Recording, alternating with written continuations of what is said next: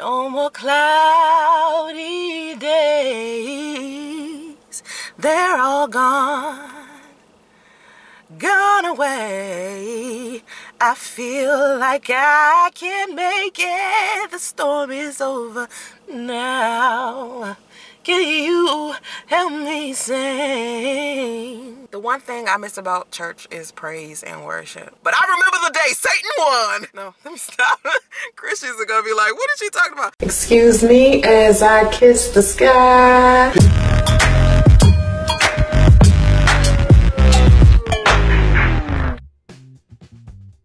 I noticed that there are a lot of Christians that are inside of my audience, which is interesting because I use a lot of motherfucker foul languages. Sometimes I don't know how y'all do it. Other people are like, Soncerae, we don't even pay attention to your language. I mean, we're just so used to you using profanity. I mean, it's not even that big of a deal. I notice it's always a lot of scripture in my comment section. I notice a lot of Christians follow me, a lot of ministers.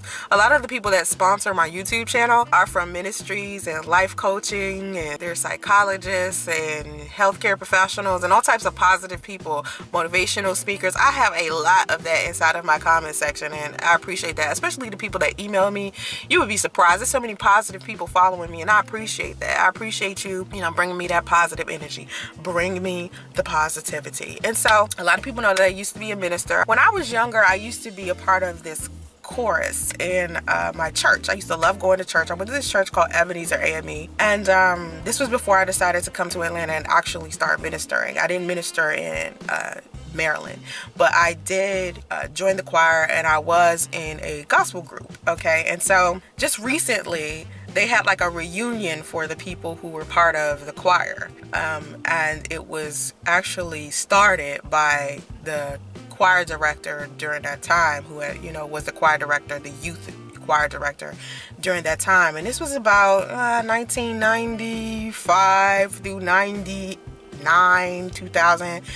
He was the choir director around that time. I don't know if he's the choir director as of recently. Like, I don't know if that's what he had been doing recently, but I do know that he did a reunion, and I couldn't make the reunion. This was like just 2 or 3 weeks ago, and just a couple of days ago, he passed away. It affected a lot of people, of course, because a lot of people had went to the reunion and had seen, the people that, they used to sing in the choir with in a really long time. And so he had just passed away. And let me tell you something. He refused to let me sing what I wanted to sing, because he wanted me to sing this song I didn't want to sing. And I sang this song, and I never sung solo again at church. It was a song called We're Conquerors. I could probably sing it better now. Let me see. I can't remember. We are conquerors. See, I see this face. I touched his hand. Finally, now I understand why. It's bad. I can't even sing right now. But I wanted to sing this song called Angels Watching Over Me, and he wouldn't let me sing it. And I was like, well, I can't sing Conquerors, but I ended up singing it anyway, and everybody was like, man. You know what I'm saying?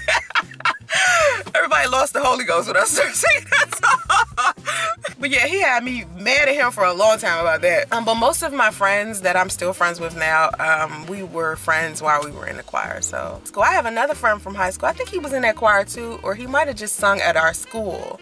Because a lot of people that went to my church also went to my school, Friendly High School. Another friend of mine, his name is Terrence. He was on The Voice just recently, and he did a really, really good job. Me and his daughter's mother are cool. I have an amazing story about me and his daughter's mother that I'm never going to tell anyone, but if she watches this video, she knows. She knows we did something really crazy in high school that I'm not going to tell. Oh my God, I'm not going to tell. Like, I wonder if she remembers this. I'm going to Instagram her and be like, do you remember that time we did blah, blah, blah? I remember when I told my mother. I actually told my mother. I told my mother what me. Her name's Wendy. I told my mother what me and Wendy did. My mother knows what we did, Wendy. I never told a soul. I hope you didn't tell a soul either, but yo, we could have gotten so much trouble doing that. A lot of people that I was friends with at Ebenezer AME and at Friendly High School, I'm still friends with to this day. Those are some amazing people, and most of them are Christian. So I know they look at me like, oh my God, is this Soncerae? Is this? I remember when I first started modeling, people were like, oh my God, is this Soncerae? I can't believe Soncerae is doing this, because they saw me as like, you know, a church girl. I was a bad church girl. I don't think I was a good church girl. I wasn't like the Jezebel. It was other girls in our church. Boy, let me tell you, they was doing some stuff up in that church. I tell y'all, people be worried about what hoes and sluts and tramps would be doing, you know, worldly, secular people. Them Christian people, let me tell you. But the day I decided to stop being Christian, I remember the very day, and that day was one of those days where it was tough. I don't even remember what I was going through, but I do remember that I was in my prayer closet crying. I used to have a prayer closet. I used to go in there and read the Bible and pray and talk to God, and I did this a lot in my early 20s when I first came to Atlanta, because I was ministering and I was still, you know, like into the church and everything. And during this time I was working at Women of God Changing Lives Through Christ, which was the ministry that was started by Perry Nixon, who is formerly known as Pebbles, who was TLC's manager. And so I was working at her ministry, and I was still, you know, praying and very much into Christianity. And I remember this one day. Now here's the thing. I used to have these horrible nightmares about demons and, you know, Jesus and all types of stuff. They were so bad that I would wake up and I would be physically in pain. That's how bad my dreams were, my nightmares were. And a lot of ministers and pastors will always tell me, you know, you're under spiritual warfare. You're going through so many things because you have a destiny to be something. Like, you're going to be a minister, or you're going to be a pastor, or you're going to be something. That's why you're being, you know, the demons are coming for you, right? And so I would have like these horrible nightmares. Horrible. I'm telling you, they were so bad. And I would just wake up and I would be physically aching and pain and sore. If I was fighting inside of the dream to where, you know, I was getting cut or stabbed, the area that I was getting stabbed at would actually hurt when I woke up in the morning. And so it was getting that bad. And so one day I was in my prayer closet and I was crying over, I don't even know what I was crying over. It was something that had nothing to do with my dreams. And my mother burst through the door, and my mother said, when things go wrong in your life, and she was yelling too. She was yelling. She was like, if things go wrong in your life, you don't go in your closet and cry. You go out there and do something about it. You make the changes that you need to change to improve. Okay, do you remember when we lived in Tree Hills, right? Yes. And I used to go in the closet and pray. Yeah. Do you remember that? Yeah. Okay. Do you remember the day I stopped doing it? Not exactly, but I know you stopped doing it. Okay. Do you remember coming into the closet and telling me you don't cry in the closet, you deal with your problems? Yeah, I have told you that a lot. But do you remember telling me that one time when I was crying and praying in the closet? I don't. That saying nothing. That don't mean I didn't say it or do it. I can't remember my name from yesterday. I thought you was in the closet turned into one of them crazy people that go in there and then they come out and kill the whole family with a hatchet. That's why I was telling you to come out the closet. But I was saying, if you knew I prayed in the closet sometimes, why did you think that specific time when I went in the closet that it was because I was about to do something crazy? Because you was the way you was crying. I'm gonna come and kill everybody. Listen, why did you think I was just going through spiritual warfare or something? I don't know what I thought you was going through. I just knew I was watching too much Forensic Files. And that was the very day I stopped being Christian. And it wasn't because of my mother and what she said. It was because I came into a realization that I was continuously doing the same thing and had the same pattern and was getting the same results. I would go through something, I would read my Bible, I would pray, and things would seemingly get better, but they weren't. So I was just going through this cycle of Christianity, wake up, pray, go to sleep, pray, at lunch, pray, cry, pray. I mean, it was just like this pattern, right? But I realized that I was having more misery than I was anything. That's what made me decide to have Buddhism as like my primary religion, because it just made more sense. It made me a lot more happier. I was actually loving life a lot better as a Buddhist than I was a Christian.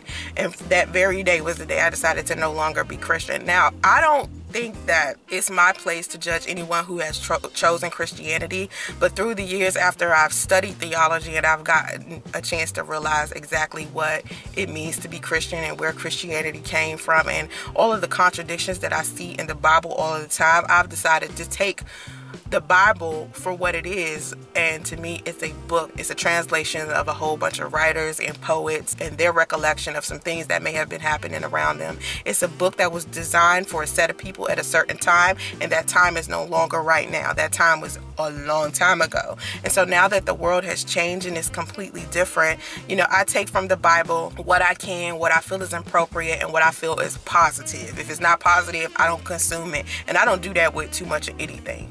You know, I tell people all the time, I don't drink the poison. Like, if it's not positive, I don't want to deal with it. But yeah, so I just wanted to share what made the day I decided to stop being Christian, and it was a big step for me. And a lot of people say, come back to the Lord. You know you want to be here. Come back to the Lord.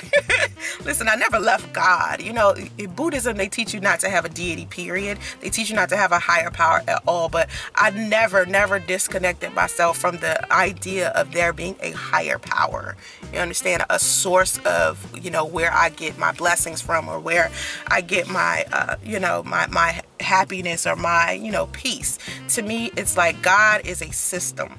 You know, God is not an exaggerated version of a human being who sits in the sky and basically judges everyone and is like this puppet master. I believe that God is a system. It's a system to where it kind of controls my circumstances, and upon how I respond to those circumstances gives it the indication of what needs to happen next in my life. So if something negative happens in my life and I have a negative response to it, God, which is the system, will bring something else negative because my response was negative. So it's a back and forth, like, you know, dialogue we're having here, I want to say, or like a call to action type of situation. So if I have a positive response to the circumstances that are put in front of me, more positive things come after that and things work out for me. So I always say, I'm so happy, joyful, and free. Everything always works out for me.